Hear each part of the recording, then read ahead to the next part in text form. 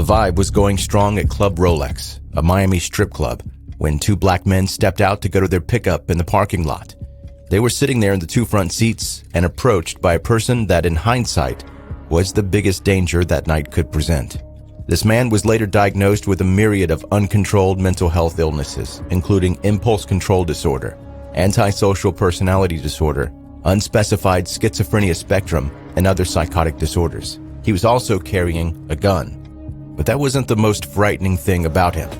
No, the most frightening thing was that this man was actually given the power to carry that gun and was actually hired by the strip club to be there. He was the armed guard on duty that night, and he was significantly less mentally stable or capable than the two men that he held at gunpoint.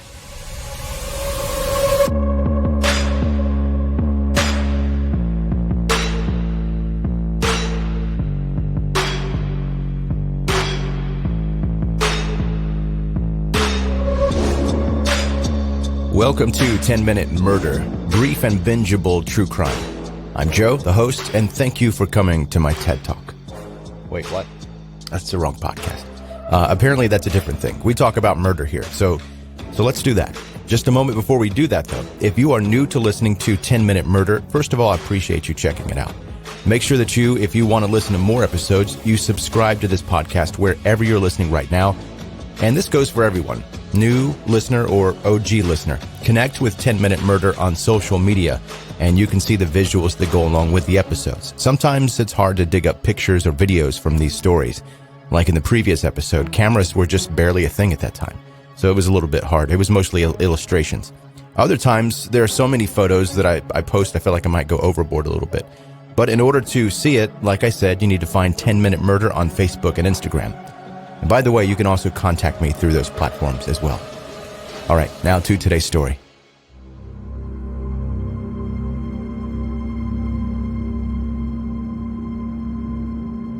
Lucas Kendall was working as an armed security guard at Club Rol-Lexx on June 1st, 2012, when he saw Kawan Bird and Michael Smathers sitting in a pickup truck in the parking lot.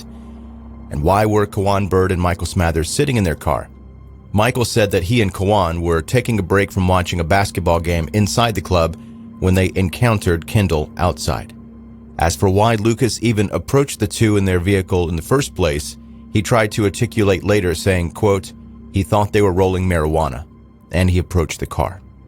When Lucas was nearing the truck, he said, quote, one of the men shouted that he was going to kill me. And then he reported later that both car doors swung open and he feared for his life, that he was in danger, and he believed that one of the men had a weapon. As to this exact moment, Michael said, we see the security and he sees us. There were no words even exchanged. We never said a word to Lucas at all. The only thing I remember was opening my car door and Lucas telling me to put my hands up. After that, I was shot. Because Lucas said he was in fear for his life, he fired at least 12 shots, 8 times at Kawan Bird, including at least 4 in his back as he crawled under the truck. 4 shots were fired at Michael by Lucas, rendering him paralyzed, but alive. In the end, no weapon was found on the two men or in their vehicle. Absolutely none.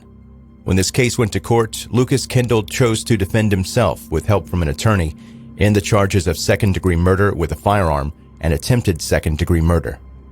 During a court hearing to determine Lucas Kendall's competency, whether he was sane enough to even stand trial in the first place, there was a discussion about where to keep him while this was evaluated.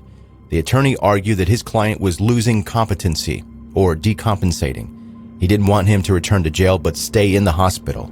Well, the first thing we needed to address is he's been restored to competency. Correct, Your Honor. There are 2 evaluations from Dr. Ruiz Quintana and Dr. Richardson. They both find that he's competent. And then the issue is that you want him housed where? At the same facility he's been housed.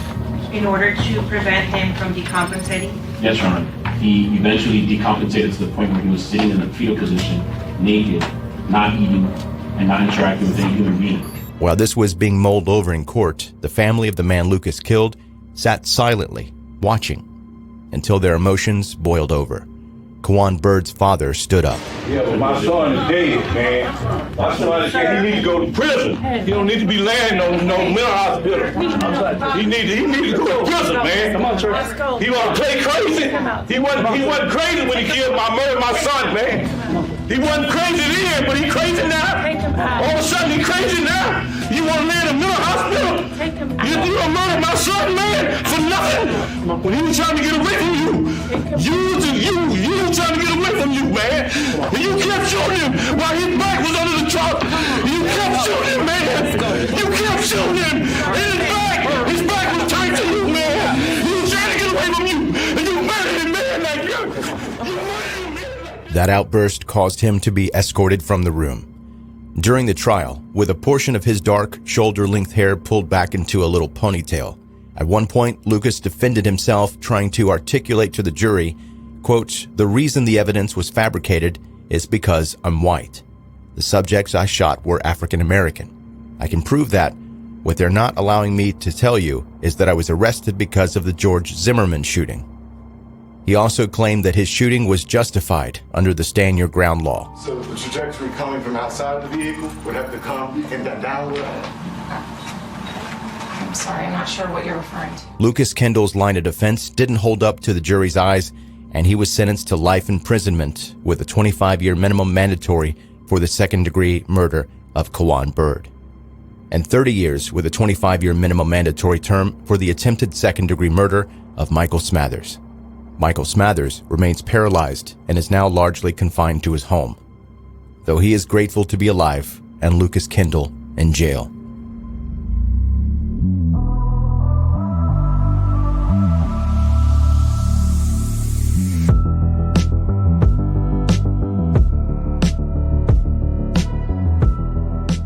That's 10-Minute Murder for today. Brief and bingeable true crime. Thank you for listening. And as I mentioned at the beginning of this episode, if you are new to listening to 10-Minute Murder, make sure you hit subscribe wherever you're listening right now. It makes it easier to go back and listen to previous episodes of 10-Minute Murder, and then you'll get all the episodes as they come out, and as soon as they come out. Also connect with 10-Minute Murder on Facebook, Instagram, Twitter, TikTok, all the places. YouTube, there's a lot of places to connect. There are links that you can find in the show notes of this episode, or just as easily, wherever you're trying to find the podcast, just type 10-Minute Murder into the search bar and it's going to pop right up. The number 10-Minute Murder, and there it'll be. If wherever you're listening, it allows for ratings and reviews, I hope that you will give me a 5-star rating and review. That helps the podcast grow and reach more and more people.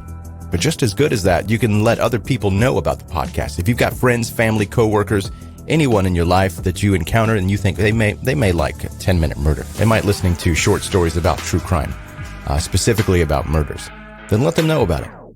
Thank you for listening to 10-Minute Murder. Be safe and make good choices. 10-minute murder. 10-minute murder.